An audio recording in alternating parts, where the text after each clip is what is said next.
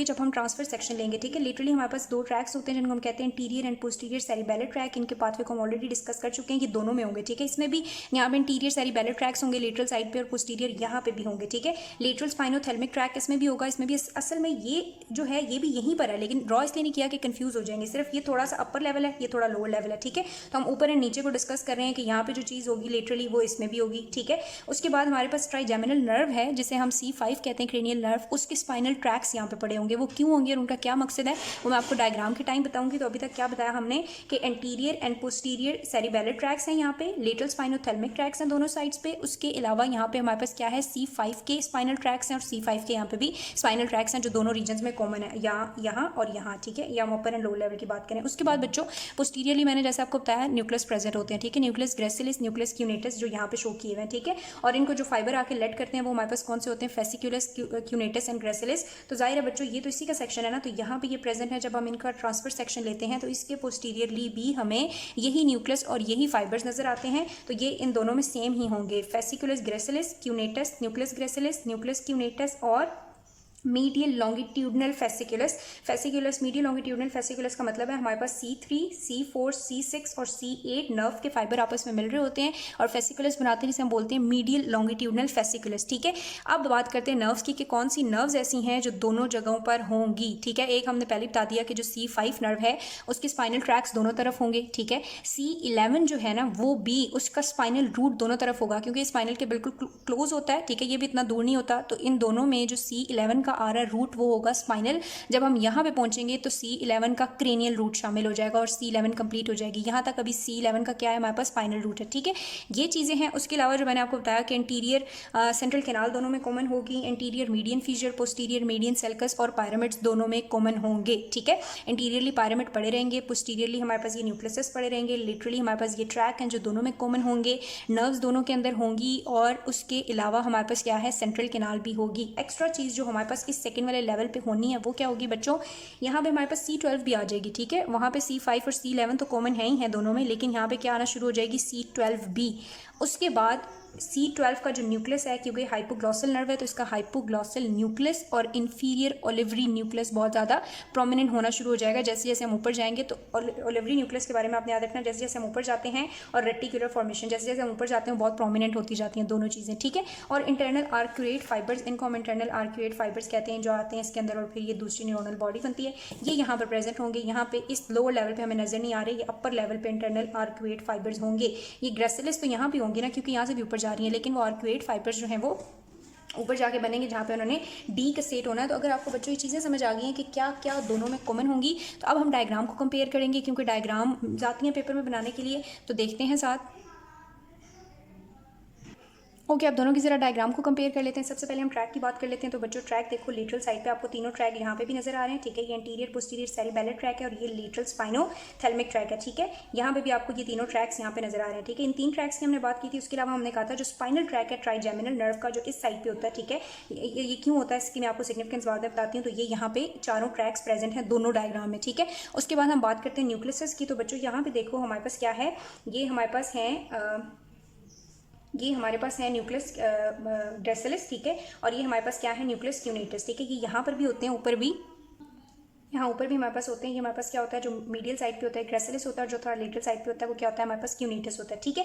Nucleus भी common है। उसके बाद हमारे पास हमने कहा था मीडियल लॉन्गिट्यूडनल फेसिकुलस है एक अगली चीज़ जो दोनों में होगी, ठीक है। यहाँ पे दिखाया हुआ है हमें मीडियल दिस वन, ठीक है। ये हमारे पास है मीडियल लॉन्गिट्यूडनल फेसिकुलस और वहाँ पे भी हमारे पास था मीडियल लॉन्गिट्यूडनल फेसिकुलस, ठीक है।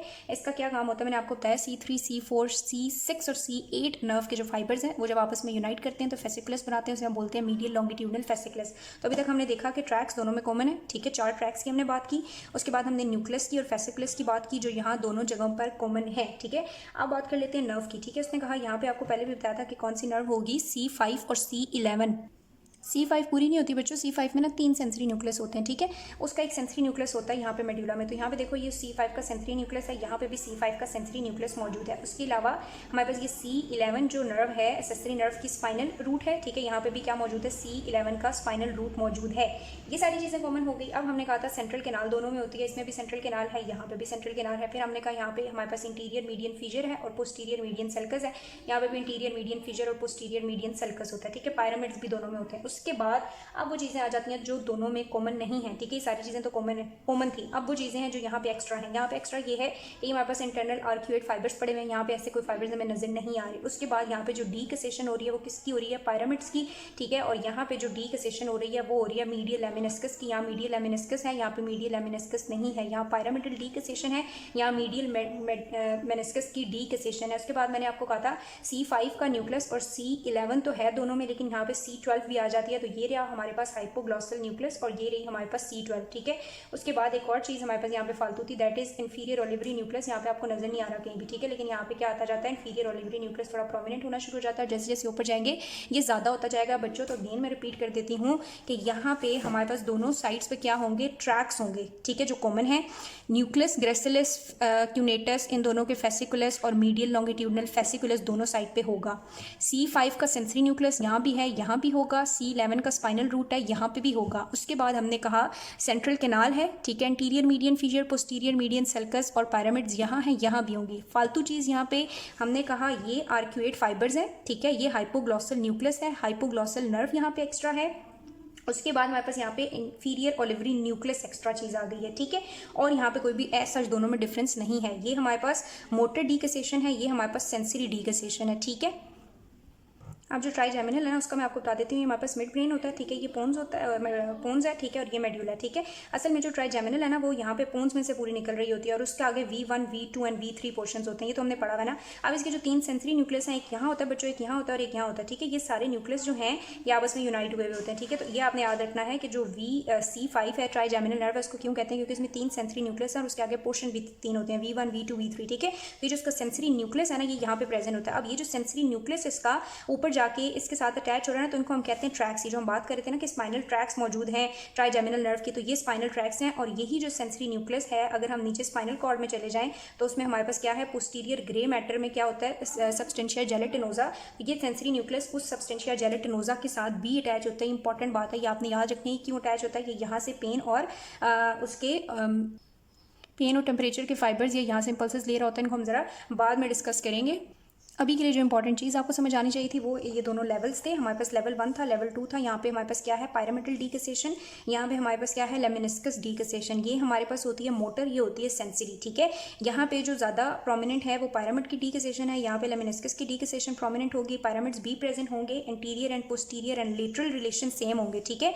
एक्स्ट्रा चीज़ यहाँ पे क्या होगी कि हाइपोग्लॉसल नर्व नजर आएगी prominent, inferior olivary nucleus prominent नजर आना स्टार्ट हो जाएंगे, ठीक है। और बाकी ऐसा कोई डिफरेंस नहीं है इनमें, ठीक है। बाकी सारी की सारी चीज़ें कॉमन है, लेटरल, इंटीरियर, पोस्टीरियर कॉमन है। सिर्फ हमने डीकसेशन का डिफरेंस देखा और एक नर्व का और एक न्यूक्लियस का डिफरेंस देखा है। हाइपोग्लॉसल नर्व उसका न्यूक्लियस और इंफीरियर ओलिवरी न्यूक्लियस यहाँ पे एक्स्ट्रा है, बाकी ऐसा कोई भी चीज़ नहीं है।